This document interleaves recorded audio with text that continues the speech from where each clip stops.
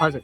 વડોદરા મહાનગરપાલિકાના election ward number 11 ની અંદર આવેલી જય અંબે સોસાયટી, શિવશક્તિ સોસાયટી અને જય ગણેશ સોસાયટીના તમામ માતા બહેનો આજે અહીંયા વિરોધ પ્રદર્શન એટલા માટે કરવું પડ્યું છે કે છેલ્લા 6 મહિનાથી આ વિસ્તારની અંદર દૂષિત પાણી આવે છે।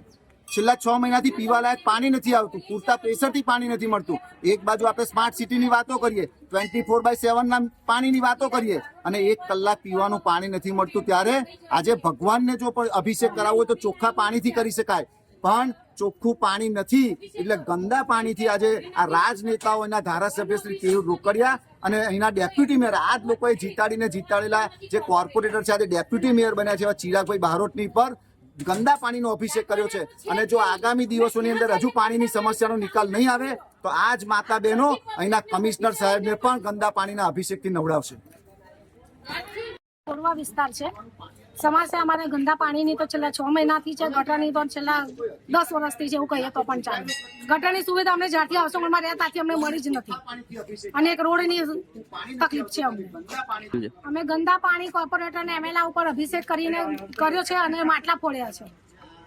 વોટ કોઈને આપવા જ નથી, અધર કોઈને બી નથી આપવા, ભાજપ કોંગ્રેસ તો નહીં પણ અધર કોઈને બી નથી આપવા, વોટ જ નથી આપવા, મારીને ભગાડીશું એમને।